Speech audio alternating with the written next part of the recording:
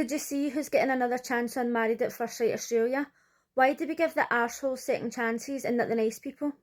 Married at First Sight Australia, Thursday the 30th of January.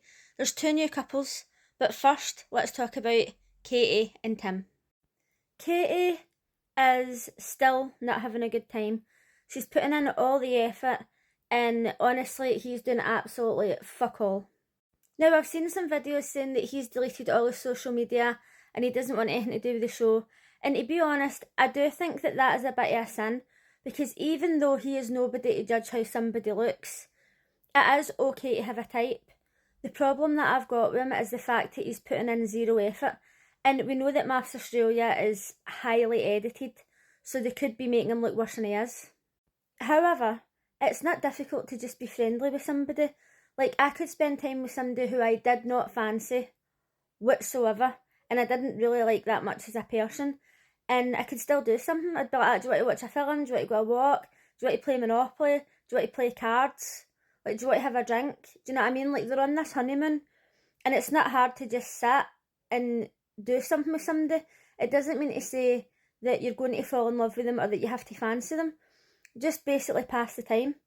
She was sitting trying to have a conversation with him, and her feelings are hurt, and he's maybe feeling pressured because she's saying, oh, it's not that you've not got a spark, it's that you don't find me attractive, and he's got all this pressure on him. But the way he's sitting on the bed, like, fidgeting with his ring, looking at his watch, he's like a fucking child that's in trouble. It's as if he can't have an adult conversation, and this guy's meant to be a teacher. That's the concerning part. I mean, do I think it's fair that he's had to delete all his social media and stuff? No. Because overall, it's not as if I think he's a total dick. I just think it's hilarious that he is kind of acting as if she's got something wrong with her. And she's not his type, but come on to fuck. Get a grip of yourself. Jamie and Dave, Sarah and Billy, Karina and Paul all seem to be going well. A few of the couples have had sex and nothing to report. Athena and Adrian seemed as if everything was going well. They had sex on their honeymoon and they just seemed like such a good couple. But then when they sat down, the experts had sent them a box with some questions in it, and then it all started to unravel dramatically. When they were talking about having a family, Adrian said that he didn't know if he'd be able to love her child the same as their own child. And I get that he's just trying to be honest, but that doesn't make any sense to me, because as she said, she's got a family and they've got different mums and dads and they all love each other equally, and it genuinely shouldn't make a difference. As somebody who doesn't want children and has never wanted children, I don't understand his attitude, because when I was younger I was with a guy who really wanted kids, and I says, like, I'm willing to maybe adopt if you want, but I am not giving birth to a child. And he said, oh, I wouldn't love it the same. It has to be my own. And that made no sense to me, because I thought, surely if you love children and you bring a child into your life and you're looking after it as if it's your own, then you're going to love it. And I know that people say you've not got the same bond or whatever. It just doesn't make any sense to me. And again, as somebody who never wanted children, if I'm seeing somebody who's got a child and we ended up living together, then I would love that child as if it was my own. It really shouldn't make a difference. But at the same time, he is trying to be honest, so I can't really hate him for it, but I was just kind of thinking, fuck, grow up. I did have a problem though, when she was visibly upset, and he said, smile, it's free. Excuse me? We're having a serious conversation. We're talking about the most important thing in my life, and I'm obviously emotional, and you're saying, smile, it's free? Go and take a fuck to yourself. I'm not trying to be sexist here, but have you ever been in a situation where you're just at work and you're just getting on with your day, and somebody comes up and says, smile, it's free, or, oh, what's up with you, oh, smile, it might never happen.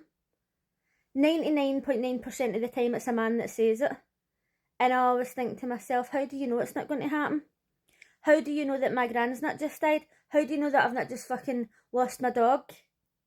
You should never walk up to somebody and say, oh, smile, it might never happen. Fuck you. And also, don't say smile, it's free, when you're basically saying that you're going to reject my son and you don't think you're going to love him the same way as you're going to love your own fucking son. Fuck off. It's an actual shame because I think the two of them make a really good couple.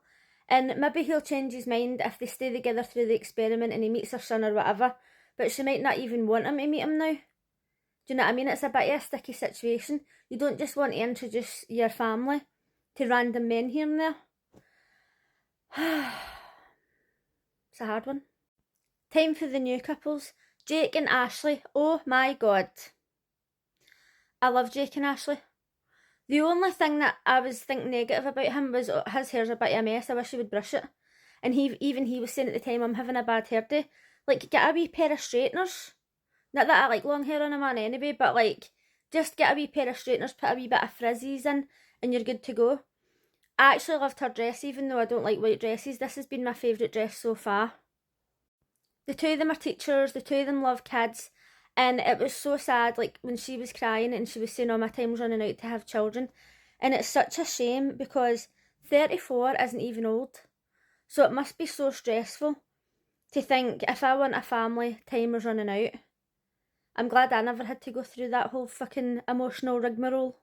Had I ever wanted kids, I wouldn't have had them until I was at least 34.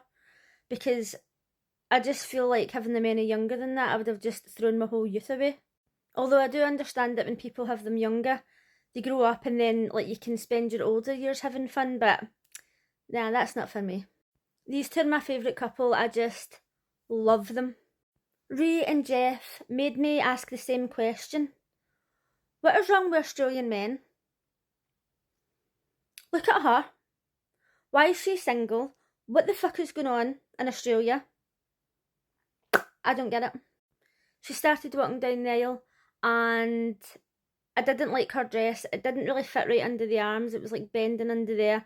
The back bit, see like that flesh toned fabric. I didn't like it. Now obviously these women are stunning and they look good in anything, but just my personal opinion, I'm a bit obsessed with wedding dresses. So she started walking down the aisle and they were like, oh, we know each other. What the fuck is the chances? Australia has over 26 million people and this is the second time in this season that the bride and groom have known each other. And I'm glad that they just went through it anyway. Like, I was confused when the first couple knew each other and none of them said anything at the time. And you would never have known until they spoke to the producers. But she actually stopped and they were like kind of laughing and stuff. And I thought, that's how I would have reacted. But obviously they're still kind of friends and she goes to the gym with his pals and that, so they went through it anyway. As they were saying, they've both got similar interests. They like to go to the gym and they like all the same stuff. So I'm glad that they gave it a go because, as I've mentioned in other videos, people can be friends for decades and not feel anything, and then all of a sudden they just realise, well, maybe I do actually like that person. So it's highly possible that even though they've dated in the past and it didn't work out, that doesn't mean to say it's not going to work out this time. So then, did you see who they're giving a second chance?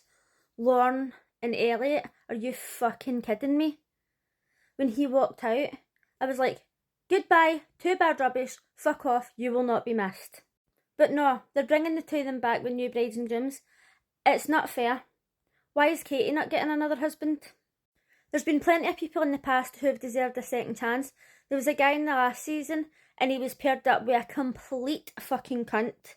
She had red hair and then when they were going to sleep in the bed together, she's like that, oh, you can sleep on the couch, or this tiny wee couch, and she had this big massive bed, and then she ended up going with one of the other grooms.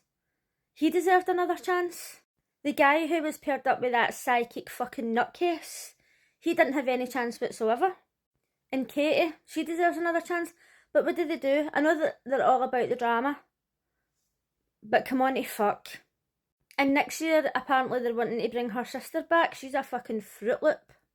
I mean, I hope that they give her another husband and I see a different side to her that I actually like, but as it is, can't stand the two of them. Let me know what you thought of episode 4 and I'll see you again tomorrow. Bye!